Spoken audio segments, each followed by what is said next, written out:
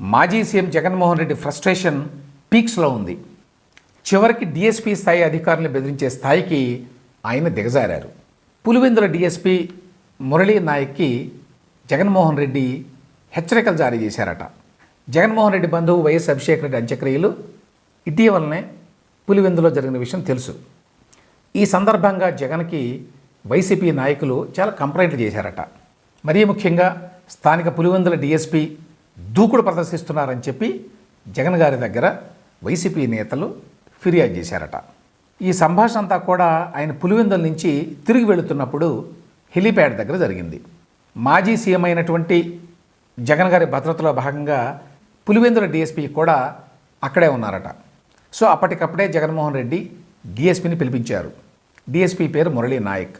ఆయన మరొక ఇద్దరు సీఐలతోటి జగన్మోహన్ రెడ్డి గారి దగ్గరికి వెళ్ళారు. ఆయన్ని ఉద్దేశించి జగన్ గారు తీవ్ర స్వరంతో మాట్లాడారట. జాగ్రత్తగా ఉండండి అని చెప్పి హెచ్చరించారట. డిఎస్పీ మాత్రం మౌనంగా విని ఆయన మాటలు అక్కడి నుంచి వెళ్ళిపోయారట. ఇంతకీ ఏ విషయంలో జగన్మోహన్ రెడ్డి గారి కోపం వచ్చింది?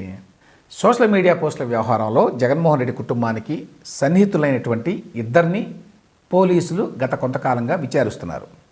వీళ్ళిద్దరూ వైఎస్ భారతికి అసిస్టెంట్ అని చెప్పుకునే వర్రా రవీందర్ రెడ్డి, కడప ఎంపీ అవినాష్ రెడ్డి పిఏ రాఘవరెడ్డి.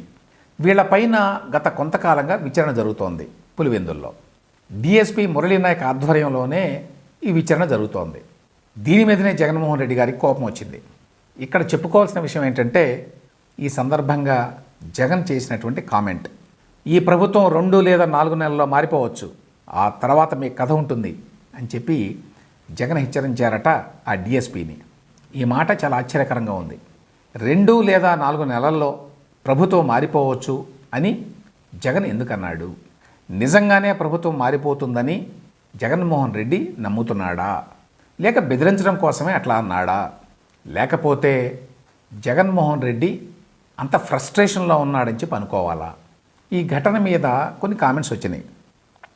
ఒక ఎస్టీ ఆఫీసర్ని ఇంత పబ్లిక్గా బెదిరిస్తే, అదే జగన్ కనుక అయితే వెంటనే చంద్రబాబు నాయుడు మీద ఎస్సీ ఎస్టీ కేసు నమోదు చేసి అరెస్ట్ కూడా చేయించేవాడు అని.